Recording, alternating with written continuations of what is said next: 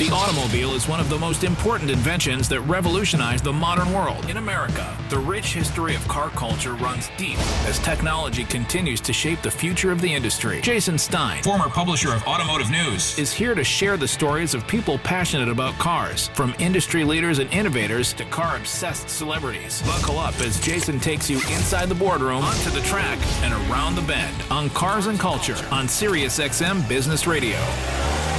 Hi, I'm Jason Stein, host of Cars and Culture.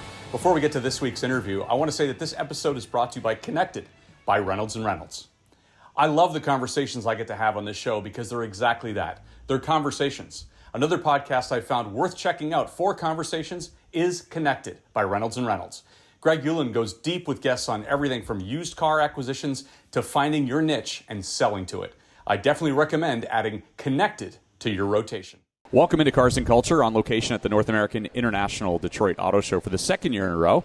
We're proud to be broadcasting on location in the Motor City and at the Lincoln booth today. And a lot of talk around this town about the evolution of the industry, be it a changing propulsion system and electrification or the evolution of product. And if it's an auto show, there is always new product to talk about. That is, after all, what brings people in here. And today we're surrounded by new product planted right in the middle of Huntington Place at the Lincoln booth, where we'll begin this episode talking about the sheet metal that is indeed around us. And who better to discuss all of that than Megan McKenzie, head of U.S. Marketing and Marketing Communications at Lincoln. Welcome in, Megan. Thank you very much for having me. Before we talk vehicles, we have to talk about the really big news. I know you went to the University of Texas in Austin, and you beat Alabama. I mean... Oh, my goodness. It was such an Are you still celebrating? I think I'm not celebrating anymore, but my goodness, it was such a great feeling when, the first touchdown at the end, and then when we finally really pulled ahead. I was on the phone with my dad the entire time, kind of just sharing some of the special moments, and my mom. So, yeah, it was great. Hook 'em horns. Hook 'em. Yeah, absolutely. Right. All right, two new debuts this year here at the Detroit Auto Show, the Lincoln Corsair and the Nautilus. Mm-hmm. Let's talk a little bit about the Corsair first. What is new for it, and what is there about the technology that you'd like to talk about? Yeah, so the Corsair is such a special vehicle for us. It's actually personally the vehicle that I drive every single day. And what we were able to do to kind of refresh the vehicle, we updated the exterior. There's really nice enhancements in the front grille and the design that give it just a little bit of a, more, I think, solid presence, and kind of really evolving that quiet flight look and design that we have. And also, we took some time to say, what were the things that we needed to change in the interior? And one of the things, as technology and new technology continues to come out, we've brought in the new Sync 4, and that comes with a 13.2-inch center screen. And the experience that our customers have when interacting with that Sync screen, much larger, much easier, much faster response time, really intuitive, just the way that you can actually have the things that you've more recently used always there on the screen. I think it just provides a much better digital experience for our clients in the Corsair from what they might have experienced. And actually something that I really like is we have a digital cluster too. So you don't have kind of the old kind of speedometers. You've got this really beautiful, well-crafted and designed. I mean, our designers that design the HMI that's in those vehicles really pay a lot of attention to that. So having that standard cluster, the 12.3 cluster, the 13.2, just really bringing that digital experience into the vehicle is one of the big changes. I know there's a strong desire to really raise the technology game anyway across the Lincoln lineup. Yeah. Is this the first foray into what we're going to see? Yeah, absolutely. And I mean, I think this with the Corsair allows our customers to get over-the-air updates. Yeah. So kind of that step into not just the technology that they get when they buy it, but knowing that there's going to be support and updates to help to keep that technology in the vehicle fresh over time. So one of the core things, and then you actually add in really great driving features like the Lincoln Blue Cruise 1.2. The experience, when I drive, I actually sometimes drive places like to Montana from Michigan or down to Texas, making that drive in just a couple of weeks. That long drive, the difference that it makes to your mind and the way that you feel and how confident you are in driving alone like I do, when you have something like Blue Cruise and 1.2 where it's going to have the lane change assist and the in-lane repositioning, it completely changes the driving experience. Let's talk about the powertrains as well, and maybe related, how is the vehicle going to fit into the lineup? Yeah, so Corsair is our smallest vehicle that we offer on Lincoln, but I don't think you should interpret or take that away as it's a small vehicle or it's compact. It is really well-sized, very comfortable and roomy in both the front and second row, lots of ability to store cargo, but it is our kind of entry or smallest vehicle that we have within the Lincoln lineup. And the powertrain? Yeah, so the powertrain. The entry powertrain is our 2-liter turbocharged 4-cylinder. And then our other powertrain, the one that I personally use and drive every day, is our it's a 2.5-liter PHEV plug-in hybrid, which allows you to kind of use electric driving during the day and during the week on your errands, but then tap into that gas power when you're on longer drives. There's an element here at Lincoln Auto Air Refresh. What does that do? Oh, Auto Air Refresh is really special. I happen to be somebody who suffers with allergies really, really bad. So Auto Air Refresh is something that will activate and clean the air cabin like 1.5 times per minute. And you can actually go onto a screen and track the air quality level over time in the cabin. And I think that's really been important and impactful, especially for our clients who bought earlier in this summer with all the different smoke pollution that we've been having. There's just a lot of benefit in keeping our customers, making that interior of the vehicle feel like this place that they can go to where they know they're being taken care of and protected. They can really relax and kind of decompress. And Auto Air Refresh and the ability to know the air inside your cabin is not just cleaned, but that's filtering out all that really small harmful stuff, I think is really important to our clients. You have another new vehicle here, the 2024 Lincoln Nautilus. Tell me a little bit about that vehicle. Oh my goodness, it is so much fun.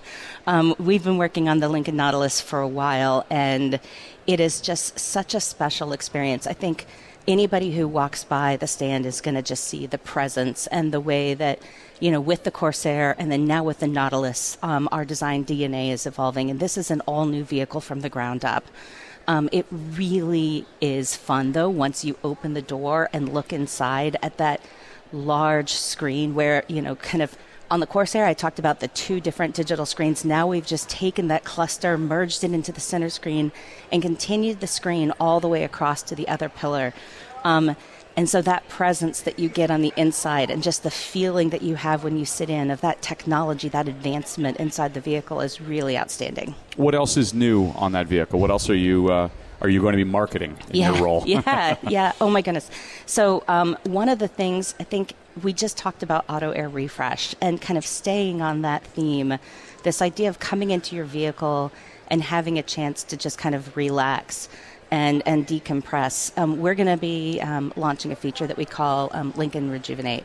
And what that does is it takes things like digital sense that we can put into the cabin and different curated experiences when you're stationary and allow you to go through a different curated experience, combining the seat or the massage or the heat or the cool and potentially, having a really calming and centering experience so that you can go out and be your best self. Mm-hmm.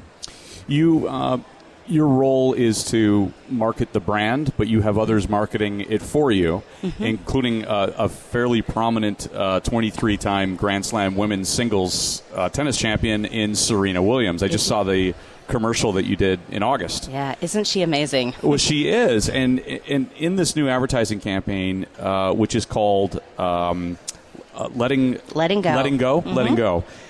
The whole idea is this Blue Cruise. You want to market Blue Cruise and that hands-off, eyes-on driver assist technology. Yep. Serena's been with you for a long time. Yes. Right? What does she mean to the brand? What does the brand mean to her? Yeah, so Serena means a lot to the brand because I think the partnership that we have with her is about this really authentic partnership where we have her as an ambassador, somebody who I think really exhibits the tenets of our brand, like this trying to become your always being a better version of your best self. Thinking about the times where you can incorporate your family and those things that are really important to you in life. And I think Serena exemplifies that. And I think also the fact, her first navigator, Ginger, right? She's just had such a long partnership and love of the Lincoln brand. So having somebody who's really authentic, but also I think mirrors some of the different, I think, core things with Quiet Flight and who we are as a brand, that's really important to us. Let's talk about how in what other way she helps the brand or even raises the stature of the brand. How is Serena really exemplifying what you want to do with the brand and where you want to take it? Yeah, I think that having somebody like Serena, who is always like the things that she's been able to do through her, tennis career and the Grand Slams and just all the different things that she's done, helps to have that visibility and prominence of somebody who, we think can really get that visibility to the people that look up to her, to the women that see how powerful she is and what she's been able to accomplish. I think that's just been really great for us. Where do you want to take the brand? Yeah, I think that's a great question. I mean, Lincoln has been on a really great journey of making sure that we are not just delivering vehicles that are comfortable and that are going to provide you peace of mind and a sanctuary and this ability to kind of de-stress or, rejuvenate when you're in the vehicle, but also vehicles that have a lot more technology, that are more modern, that have a really youthful design. I think our jet package that we've launched on the Nautilus and just the really sleek and modern appearance of that and how it not is just something that attracts a couple people, but it's something that just is a head turner. That's, I think, the direction that we're trying to take the brand. You still believe in auto shows. We're sitting in front of a wonderful display that we have here that has all the richness and the touch and the feel. And I'm guessing auto shows, from a consumer standpoint, still very much in your playbook, in your marketing playbook. I think there's a lot of value to going to where people are going to be. And a brand like Lincoln, you discover and learn so much about it when you can get into a vehicle, when you can test drive it, when you can experience the vehicle. And I think wherever that happens, whether it's at an auto show or in other places like a local event, I think those are an important way as we try to get as many people to experience our Lincoln vehicles as possible. It's been wonderful having you on the program, Megan. Thank you. Thanks for telling the Lincoln story, and best of luck with your 2 new launches this year. Excellent. Thank you very much. Welcome back into Cars and Culture, on location in Detroit at the North American International Auto Show, and continuing our conversation at the Lincoln stand with Kemal Curic, Design Director at Lincoln. Kemal, what a pleasure to be with you. Sitting next to the vehicles that have your imprint on them.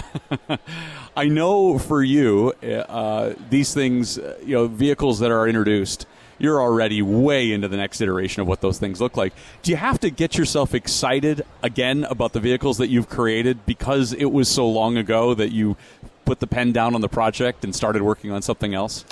Yeah, no, thank you for having me, first of all. Sure. Yeah, absolutely. Every car you create for the designers, always the next one is always the best one. Right. So you always kind of think ahead of the time, what could I have done better? How do I want to reinvent it again? What do I want to do next time even, differently? So those are the things that come straight up in our minds before even actually the product gets launched. Right. How long are you working on vehicles now? Depends. For example, the Lincoln Nautilus, it's been probably a record time developed. We worked actually quite during pandemic, so we actually reinvented new tools. We worked digitally.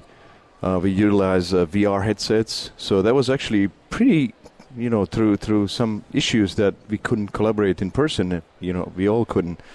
We actually were very creative and found out that it makes our process much faster. So I would say it took us about 18 months to get actually to final design, but usually you will probably spend more 2.5 or 3 years on the product. So you're cutting development time in half now, and those are skills that you're going to adopt now moving forward, right? You're not going backwards in terms of development. Yeah, that's interesting. One of the really good things to come out of the pandemic. Yeah, being able to collaborate in person now, just related to that, has it changed the way that you design, given the fact that you were away from each other for so long? Your design teams were away?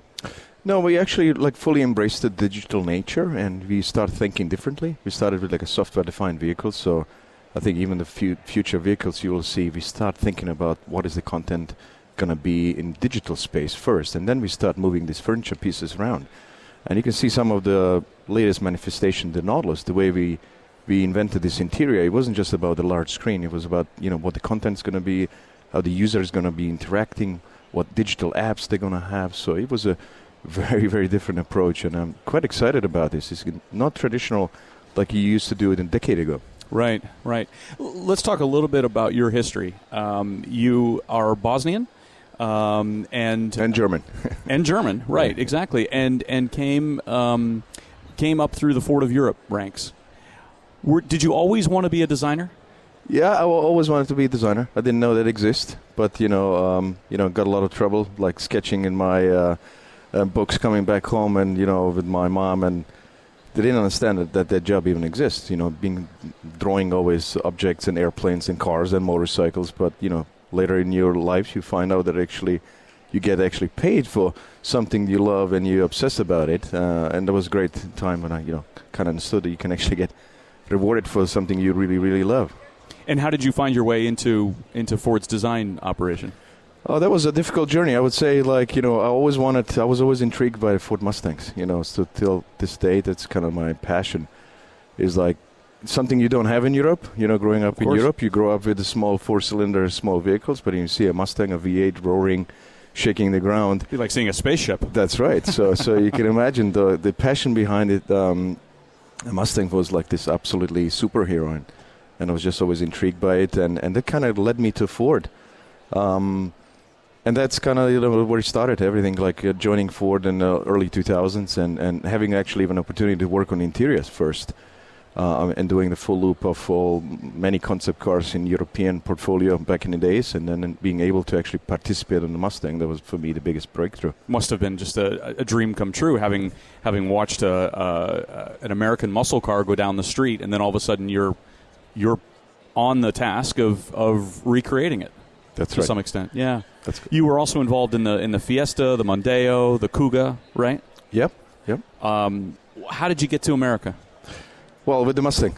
Okay. So that was my entry golden ticket. So you can imagine in early 2009 and 10, when the Mustang you see today on the road, S550, there was a global contribution and competition between all the designers, and I was at that point, and I believe I was working on Escape at that point, but I really wanted to badly participate on the latest Mustang, and I had the right sketch at the right time, and that was my golden ticket to US, and 13 years later, 3 kids later, I'm still here. What an enormous journey for you to land in Dearborn now and to be doing what you're doing. Tell me the kind of impact that you want to make on Lincoln. What's your goal in designing the future of Lincoln? The main goal for Lincoln is we set this journey or the vision of Quiet Flight many years ago. It was about this beautiful travel in style. So we really thought about the Lincoln is is the travel becomes a reward. So, and that's the way we set up the vision, and you can feel in every Lincoln you sit inside is all about the interiors, and really having this winning interiors. This absolutely amazing space that you can be productive, but at the same time it becomes your personal sanctuary. And it became really, really important during, as we know, during pandemic. A lot of people was that safe space. There was their space where they can play, they can work, they can be productive. So for me, it was this kind of like really starting to holistically think about how to design a car from inside out. And it really comes through in our vehicles that you see today on the road. It's a wonderful brand. It exists for over 100 years now, 101 years. And it's a true American luxury and representation of it. And again, it's another iconic brand that exists. Somebody who's from Europe really looks up to it. As we know, many presidents, Hollywood stars been associated with Lincolns, and to this day, I think it's a true manifestation of a true American craftsmanship. Yeah, we talked to Megan earlier in the program about Serena Williams and about her affiliation with the brand as well. I'm guessing your goal is to continue to push the brand higher and higher. How much does technology play into that as well? And how much are you trying to design interiors with technology in mind? We actually think about the technology. We don't start with the technology first. We start with the human first, and start thinking about how they're going to interact and how is it going to make their life much easier in an interaction. And then we develop the technology around it instead of starting with technology and forcing it into something that is then foreign to the users or the customers. How is technology changing how you're designing? The technology is changing. As you can think about the battery electric vehicles, particularly, I think with the new generation, I think it's going to be so many great opportunities for designers, because all of a sudden you don't have motors to think about. You have so much more interior space that you gained. You have to start thinking about how this vehicle become also much more connected and digital. And it's not a car anymore. It almost becomes a supercomputer on wheels. Does it give you the space to do things you may not have ever envisioned? Correct. I would imagine. Yes. Yeah. Yes. Yeah. I mean, you're starting with a propulsion system, obviously, that's different, but also a bit of a blank sheet of paper in terms of being able to draw the future. Explain a little bit about what rejuvenation is for the brand. I've heard this term a lot now. Yeah, the rejuvenation is one of the modes. You can imagine. Once we all have a stressful life, and as we know, you can imagine your vehicle. It's probably the first thing you encounter in the morning before you go to your work, and also the last. But if the vehicle can give you a time back, that's the vision behind it. So if you actually think about the car, becomes much more than, like I said, just driving it from A to B. It becomes this space that, like a third space, extension of your home almost, that you can rejuvenate as well. And we created certain modes and certain experiences inside of the vehicle, which are pretty much tailored to you and your needs. You can imagine you can be invigorated, you can be calm. Those things we were thinking during your journey, because that happens. I just did myself, I think about 17-hour drive with my family in a Navigator and my 3 kids. You can imagine it could be quite stressful as well, Right. But then you have to have a great vehicle with a great connectivity and a great space and the seating and the massage functions and even the air quality and the sound. All of these senses are playing a huge role once you're in a vehicle, and we all know how it could become. Certain things in a car, it's probably one of the most personal spaces you can imagine. 17 hours with your kids and family, you may have wanted to drive 17 hours by yourself after that. Yeah. How much can we push the boundary on interior design going forward? I think we're going to push it quite far, and we showed some of the vision models and conceptual ideas and works, particularly with some of the not self-driving, but basically augmented driving and safety features that you can be much more focused on enjoying actually the journey. And nowadays we already have you can be hands-free driving, and then the latest Navigator edition. You can basically it's a game changer, I think, at that point. At one point when you let go of the steering wheel, you can do so much more. You can be more productive than you were ever been before. You've been a designer for a long time. Is this the greatest time? And forgive me, because people may have said in the past, well, no, this is the greatest time. But is this truly the greatest time to be a designer because of the propulsion architecture that's changing, allowing for different exterior styling, but also the interior that we talked about? Is this the combination of technology with the changes in the industry? Is it truly, if I'm considering being a car designer, the greatest time to be a designer? I believe so. I said that many times. I think this is the greatest time. It's like you're starting 125 years ago, 127 years. I don't know exactly how many years the car exists. Right. But you're starting from scratch, basically. You're starting from scratch, and you can really reinvent it with the EV vehicles now. The entire platform and how the occupants are going to sit, interact, how you're going to use this vehicle, and what type of experience you want the customer to, you can dial them in and out. So it's going to be pretty interesting. Congratulations on you. this show, and thanks for being a guest on the program. Thank you. Before we get back to this interview, I want to say that this episode is brought to you by Connected by Reynolds & Reynolds.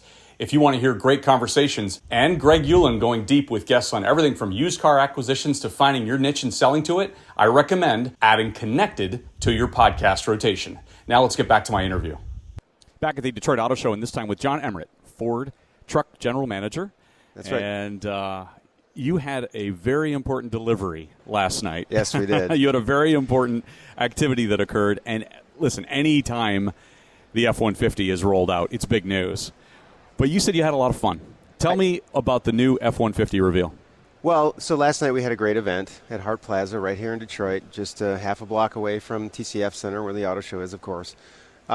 We were able to reveal the new F-150 for 2024 and talk about all the new features and offerings that we have. And then we bookended that with some music.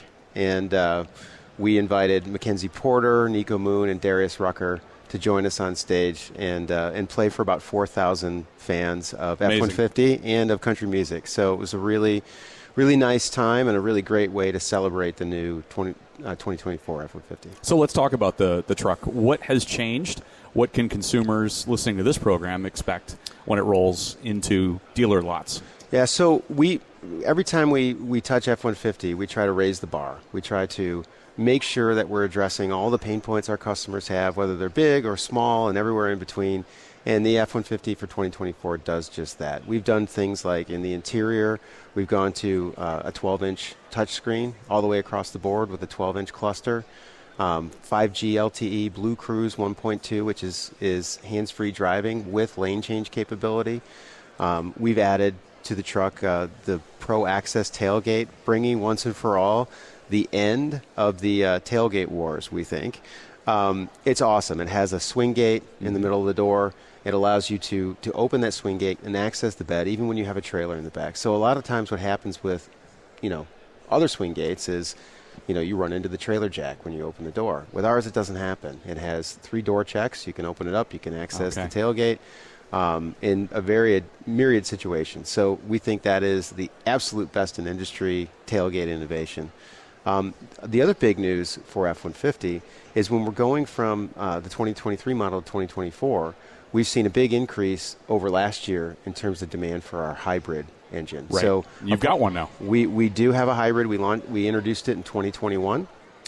And since then, we've sold over 100,000 hybrids. We are the best-selling full-size pickup hybrid in the market. And our mix of hybrid year over year is up 33%. And that's all based on customer demand. Because apart from Raptor, the hybrid is actually the most powerful F-150 powertrain combination that you can get. And we know our customers love capability. And so what we're going to do going into 2024 is we're going to double our mix of hybrid, and we're going to double our manufacturing capacity of hybrid so that we can satisfy that demand with consumers. So it's a tremendous value. It's the best fuel economy in the F-150 lineup. Again, apart from Raptor, it is the best horsepower and torque. And so we're really excited about where we're going with hybrid next year. It's such an arms race, isn't it, with trucks?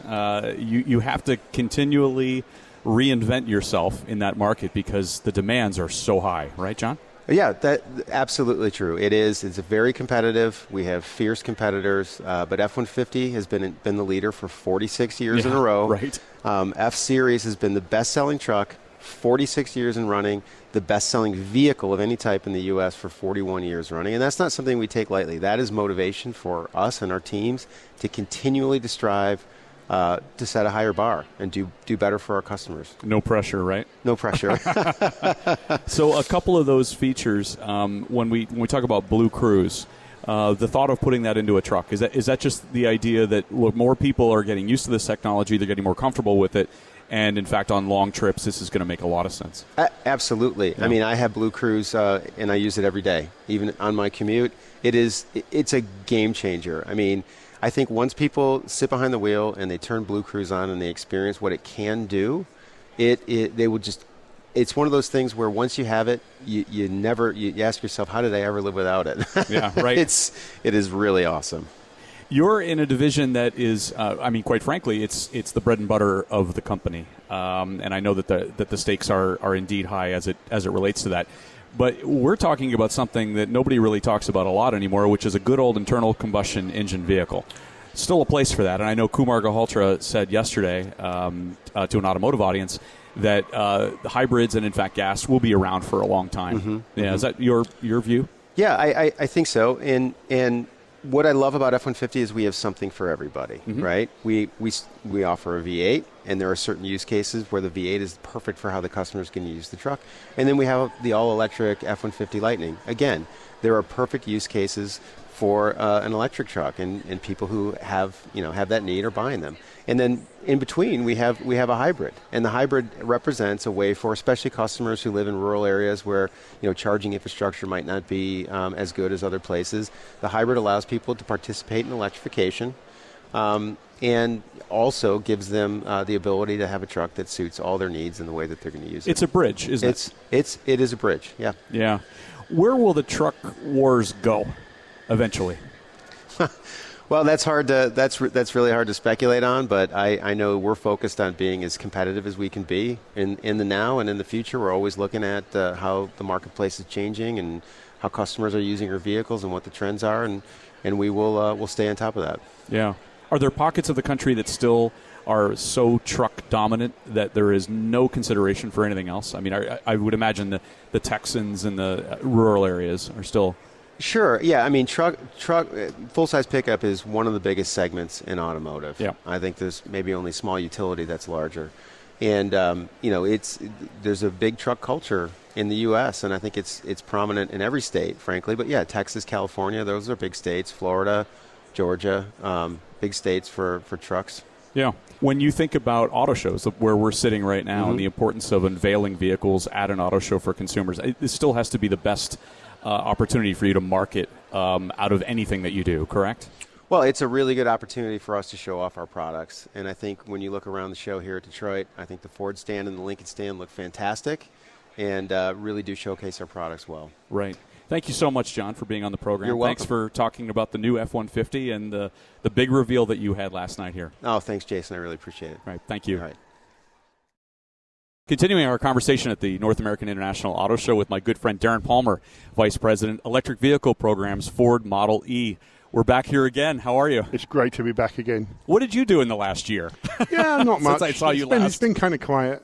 I bet it's been quiet. Speaking of a year ago, we sat here at the Ford and Lincoln stands, and we talked about the tipping point for Ford. We talked about, obviously, the area that you're in charge of, your purview. At the time, you told me this is one of the most exciting parts of your career. Has it gotten more exciting in the last 12 months? Yep. If it gets any more exciting, I'm going to fall over. So, no, it's extremely exciting. And it's being a part of the tipping point in the industry is so exciting. It's so dynamic. Yeah. And we talked about bringing mainstream cars in and what might happen in the market. And now we can update you on what's happening so far on that and getting customers' attention. But one thing that I love, I talk to customers every week. I call customers. With their permission, of course, and I speak to dealers every week because it's so dynamic. Yeah. You got to listen to them, and you continuously improve the vehicles and learn from that. And what I found is about 98% of our customers who bought an electric vehicle say, "I'm not going back," and that's amazing, isn't it? Mm-hmm. Not many things in the world ever had that kind of take up. Some might say, a smartphone did. Nobody goes back. Someone reminded me this morning, they said, you know what else did that? Cars. Nobody went back from a car to a horse as their main form of transport, did they? And not the main form of transport, no. Right, maybe leisure and other things, and there's some analogy there to cars. But yeah, so that was really cool. So that means they love them, and we have to solve some issues for them and make them seamless. But the fact that they love them means it's inevitable that they will have a huge take-up. Americans bought more electric vehicles in the second quarter of this year than all of 2019. So momentum is definitely building. Give me a progress report on where Ford is a year later. So before we launched, actually, all of them, Lightning, Transit E, and Mach-E, we realized we didn't put enough volume in.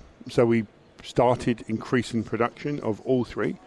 We were able to do that for Mach-E while running production. We had enough space. But for Lightning, we couldn't. So we had to build another factory on top of the current factory, over the top.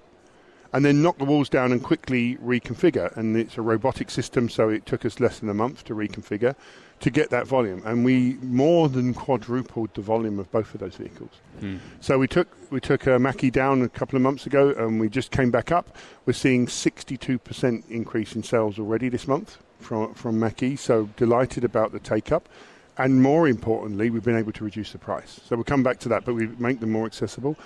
And then Lightning, we're just bringing it back up now at a run rate of over 150,000 capacity a year, which is an incredible amount, if you imagine, in 2023. Right. And so that's what we've been up to, increasing capacity. Same on the Transit. That's up 120% this month. So we can continue to see month-over-month growth, and everybody's trying to react to how fast and adjust to that. And that's really a factor of the price we can get as well for customers. So after we dropped the price, we were able to drop the price on the Lightning because it's enabled by better scale and better battery costs. We saw a 6-fold increase in orders. Yeah, I talked to your boss in March or April, Mr. Farley, who talked about the need to cut prices, and in fact, spurred on, he said, by the T word.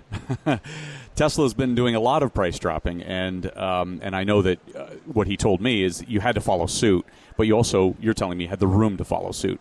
Yeah, so it's always been a case we want to bring these to as many customers as we can, and we did have to increase price of Lightning after launch because of material cost on the battery, which was significantly more. Also, demand was through the roof. I mean, we were many, many times oversubscribed, and we really were just dealing with those first reservations for a while. That's why we put the capacity in. Now we will have the ability to sell them to customers more quickly, and we have been able to, that helps us bring the cost down. That allows us to reduce the price. Also, on Mach-E, we were able to bring in an LFP battery for the shorter range, and that is really effective technology. That was significant cost reduction, and it has some great attributes. It's more miles than our short-range NCM, so 247 EPA, and really it is all the car a lot of people will need. Right. That has allowed us to achieve a lease rate for that car of $429 a month. That's incredible for such a car. Yeah. Now we're into the territory of where we sell a lot of cars, and we've seen a huge uptick in sales there, and I expect that to keep going. I mean, it's becoming more affordable for more people and more accessible to more people. When you factor in the fuel cost save, my F-150 Lightning costs $18 to fill it with electricity at night, and my full-size SUV costs $130 in gas.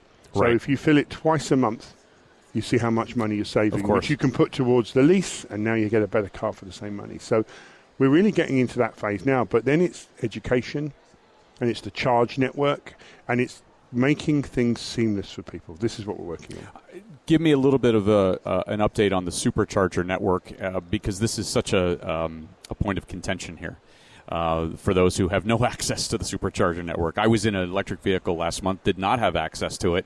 It was not a Ford product, and ran into a real problem. So how are we going to solve that? What's the update?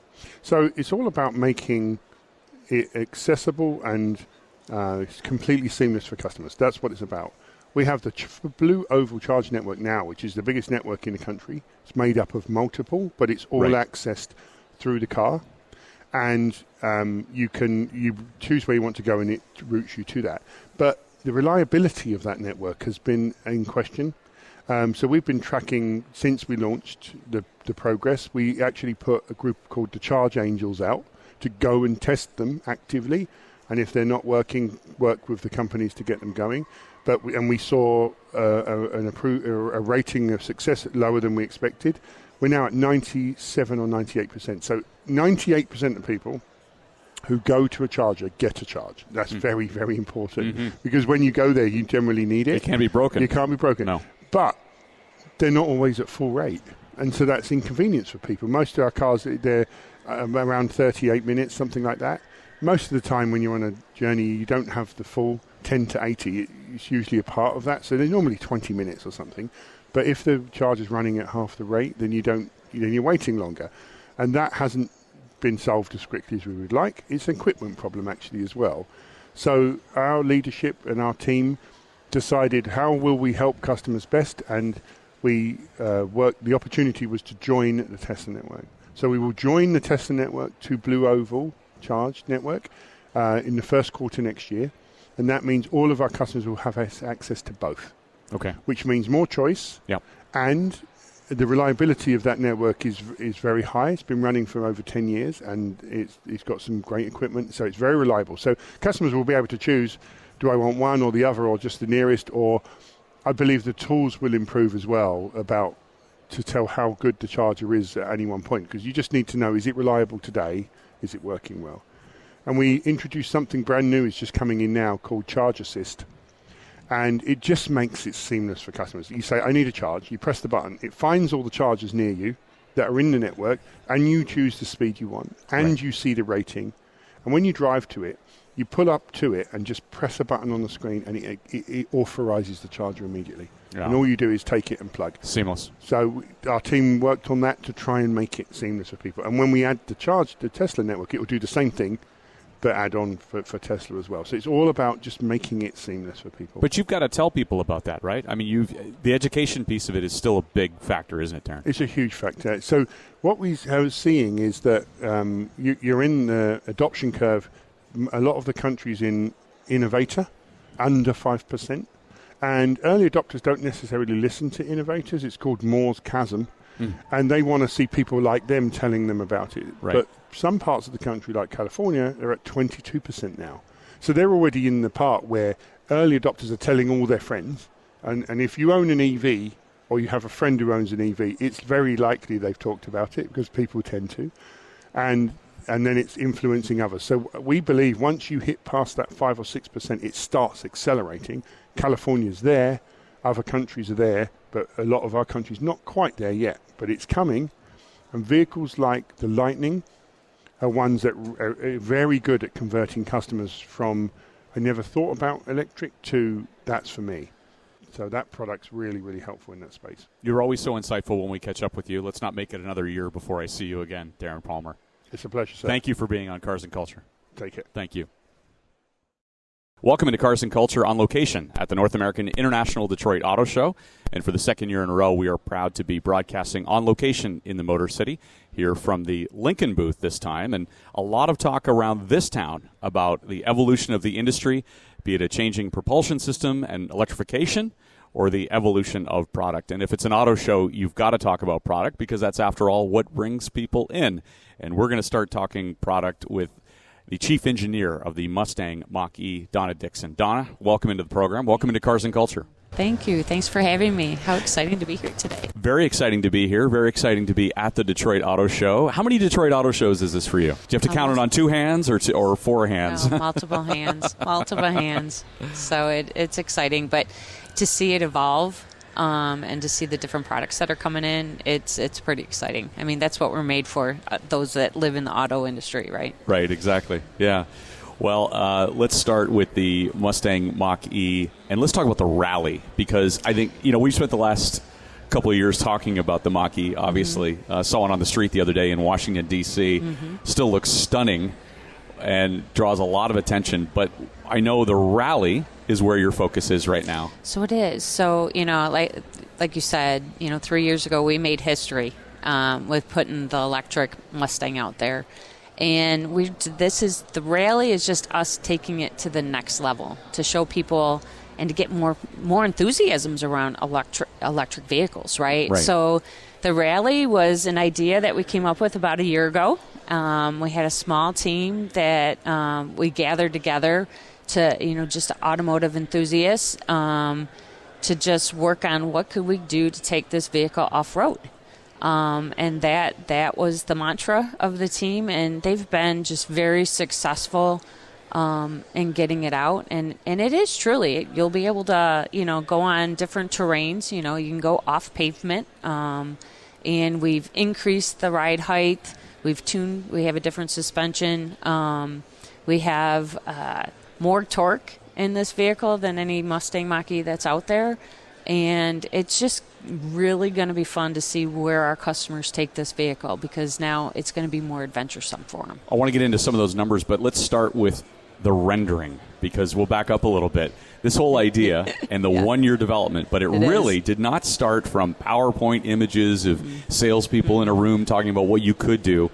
But the inspiration actually came from a relatively unknown Mach-E fan.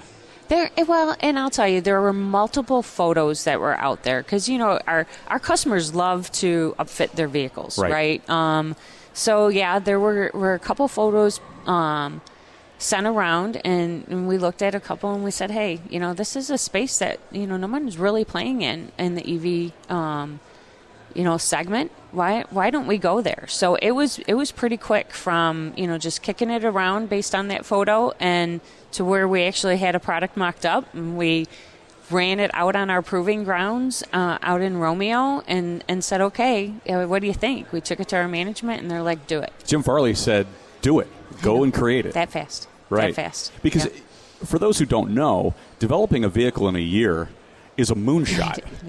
It is. Right? It is. And but you handhold it.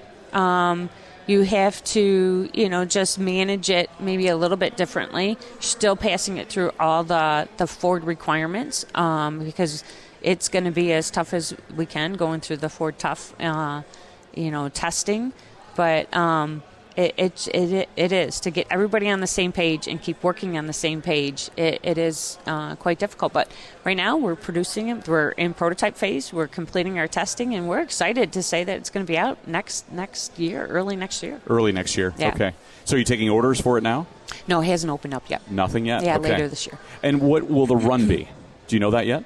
No, from a volume perspective, no, we really don't get into volumes, but we expect it to do well, right? Yeah. I mean, what our customers have shown, they love the excitement.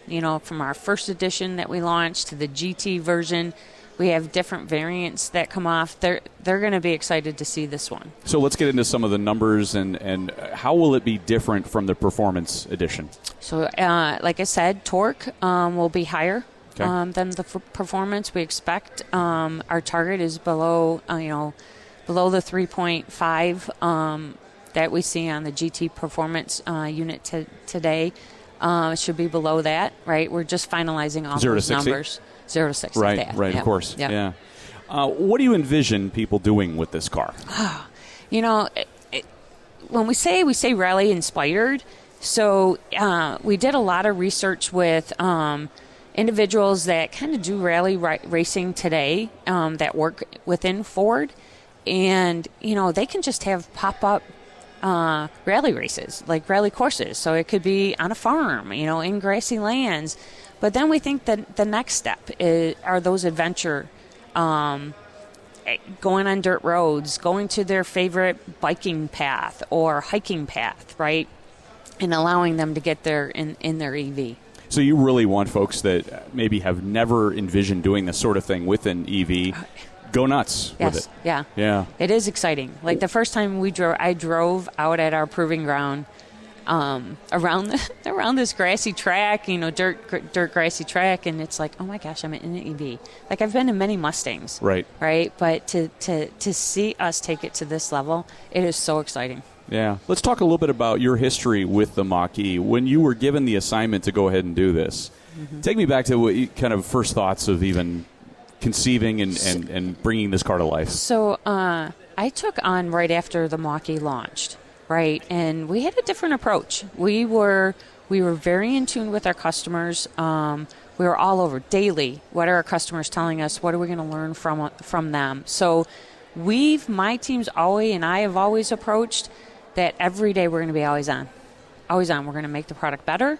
And we're going to get products out there that are fun, that our customers are telling us that they would want. So we embraced it, like we do every other action around the Mach-E. So when it came up, there was no.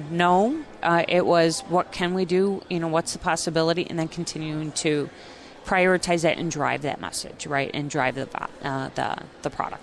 What have you learned in this journey over the last few years? Maybe specifically about electrification. Well, so much, right? Because this was really my first intro to it. Just how different it is from maybe 10 years past, from the past. our customers want to tell you how to improve it, and just being so open to it. We did a lot of, I came from the truck side. We did a lot of work with our customers on the truck side, but this was to a new level, and just embracing it. So that to me was, and the excitement around EVs. There's still a lot of naysayers out there, but there's so much excitement, and we have to get this. We have to get more people in this, in these vehicles. I know that in the team that you have, which is more than 100 employees, right? Yeah. You are really monitoring customer comments and social media and YouTube and focused on fixing problems that emerge over the air software updates. How much more are we going to see of that going forward? Oh, well, we have about 80% of our modules that are over-the-air capable. So, right, we're ready for it. That's probably more than any of our competitors that are out there. And it is.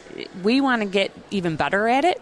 But it enables things so much of, hey, the customer is telling us that they've had this issue, and we can react pretty fast. We make sure that we get it in the plant as well, and we get all new units with that level. But to think that we can actually put it back out to the customers that are in the field as well is just mind-blowing, right? I mean, I don't know if you've seen our center stack, but yes, we love our 15-inch center screen, right? But the customers were telling us, hey, this, have you thought about this? The sliders to do temperature control are a little bit hard to use when you're driving.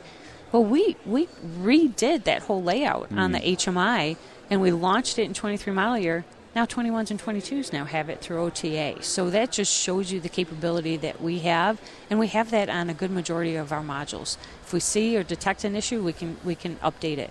Wow. Darren Palmer will be on this program as well, and last year he talked with me about the potential for electrification within Ford and how it's really changing the company's culture. Yeah, it is. Give me your perspective on it. I mean, coming from the truck side, going through the years. Yeah, to me, I mean, these vehicles, we've done a lot of things very well with all of our vehicles from just an overall, toughness perspective and ride perspective. You get in these vehicles and they feel different, right? They give you the performance that I don't think that people realize. You have such, the instantaneous torque, the quietness. It feels very luxurious. So that's to me is what's exciting, to be able to offer it now in just a much wider. Start with our Mustangs brand, start with our F-150, but now start getting into kind of the 3 rows and some of the other segments to just bring this technology, because I tell you, I haven't been at a gas station probably over a year, right? I mean, and that's probably to fill my kid's car up, right? Because we're not completely electrified in our family, but it is. So many people just need to try these vehicles, and they'll be blown away with how they perform. The Mustang Mach-E Rally will be out early next year. She is the chief engineer of the program. Donna Dickson, thank you for being on Cars and Culture. Thank you.